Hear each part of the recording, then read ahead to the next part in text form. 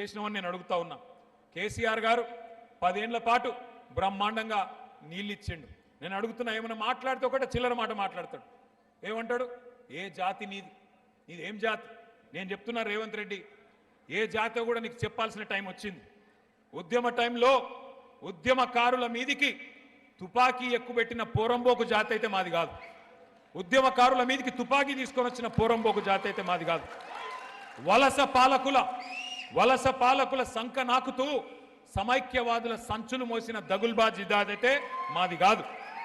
తెలంగాణ తొలి ప్రభుత్వాన్ని 50 లక్షల రూపాయలతో ఒక ఎమ్మెల్యేను కొనుగోలు చేసి దొరికిపోయిన లుచ్చా జాతి అయితే మాది కాదు. తెలంగాణ సాగునీటి ప్రాజెక్టుల మీద 100ల కొద్ది కేసులు వేసి ఆపాలను చూసిన దివానగాళ్ల బ్యాచ్ అయితే మాది కాదు. అబద్ధాలు, విద్వేషాలు, బూతులతో ప్రజల్ని రెచ్చగొట్టి బతికిన చిల్లర జాతి మాది కాదు. ప్రాజెక్టులను బాంబులతో పేల్చేసే అధమ జాతి మాది కాదు. నీళ్లున్నా ఇచ్చే వ్యవస్థ ఉన్నా జనాలకు అందించలేని అసమర్థ జాతి కాదు మాది రేవంత్ రెడ్డి. ఉద్యోగాలు అడిగితే ఎండ్రిని దాగుమని, బాయిల దుంకుమని, నీళ్ళు అడిగితే రక్తం జల్లుకొమ్మని రాక్షస జాతి మాటలు మాట్లాడే జాతి మాది కాదు. అన్ని బాగు చేసి అప్పజెప్పినా ప్రజారంజకంగా పరిపాలించకుండా వానికి వీనికి మూటలు మోసి జనాలను హింసించే రాక్షస నికృష్ట జాతి మాది కాదు. తెలంగాణలో ఉన్నాయి 2 జాతులు. ఒకటి తెలంగాణను ప్రేమించే జాతి, రెండోది రాష్ట్రానికి ద్రోహం చేసే జాతి. ఎవడిది ఏ జాతో తెలంగాణ ప్రజలకు బాగా తెలుసు. ఎవరు తెలంగాణ తెచ్చిండ్రో, ఎవరు తెలంగాణను ఇవాళ వంచిస్తున్నాడో, ఎవడు తెలంగాణకు అన్యాయం చేస్తున్నాడో అందరికీ తెలుసు. నేను ఒక్క మాట దయచేసి మీరు ఆలోచించాలని చెప్పి నేను కోరుతా ఉన్నా. ఈయనకు బుద్ధి వస్తలేదు రేవంత్ రెడ్డికి. ఇవాళ రైతులు చచ్చిపోయినా మంచిర్యాల జిల్లాలో సోయి లేదు.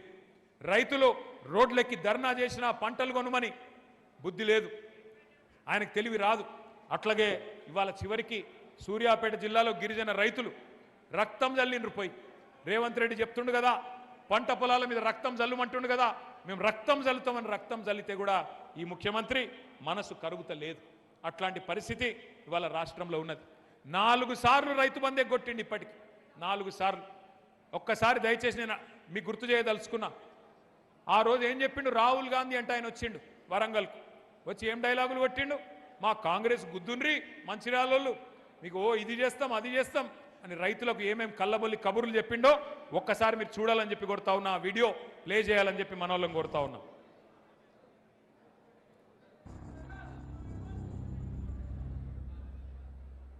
जैसे ही कांग्रेस पार्टी की यहां सरकार बनेगी वैसे 2 लाख रुपए का कर्जा माफ होगा और आपको सही एमएसपी मिलनी शुरू हो जाएगी। 15,000 रुपए प्रति एकड़ डायरेक्ट बेनिफिट हम किसानों को देने जा रहे हैं। यह सिर्फ एक डिक्लेरेशन नहीं है, यह किसानों के लिए कांग्रेस पार्टी की गारंटी है। यह खोखले शब्द नहीं है।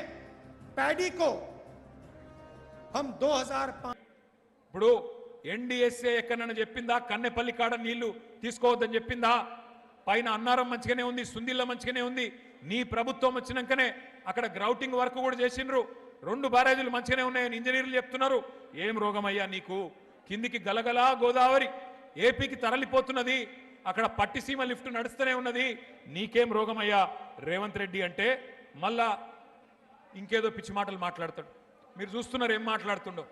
ఎట్లనయ్యా ముఖ్యమంత్రి గారు, మరి నీళ్ల సంగతి ఏంది? కరువు వచ్చింది కదా అంటే రక్తం రక్తం రక్తం జల్లుండ్రి బీఆర్ఎస్ వాళ్ళది, చల్లితే పంటలు వండుతాయి అని మాట్లాడిండు.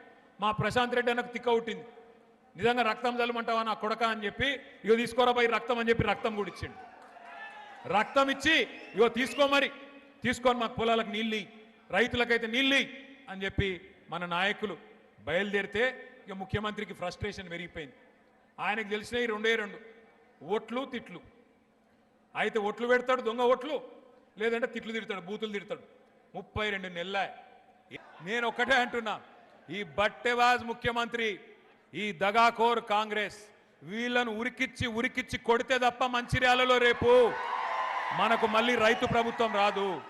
గుర్తుపెట్టుకోండి, తెలంగాణలో మళ్ళీ రైతు ముఖంలో చిరునవ్వు చూడాలి అంటే, తెలంగాణలో మళ్ళీ రైతన్న కళ్ళల్లో ఆనందం చూడాలి అంటే, తెలంగాణలో ఏ రైతు చనిపోయినా, ఏ రైతు మరి కుటుంబానికి ఏమైనా ఒక పెద్దన్నలాగా కేసీఆర్ గారు మళ్ళీ తిరిగి వస్తే తప్ప ఈ రాష్ట్రంలో మళ్ళీ మంచి రోజులు రావు. అందుకే దయచేసి నేను చెప్పేది మీ అందరితో ఒకటే, 30 నెలలు గోసపడ్డాం, 31 నెలలు గోసపడ్డాం, ఇంకా మిగిలింది 29 నెలలు మాత్రమే. 29 నెలలు మాత్రమే. ఈ సినిమా అయిపోయింది, ఇంటర్వెల్ దాకా చూసేసినాం.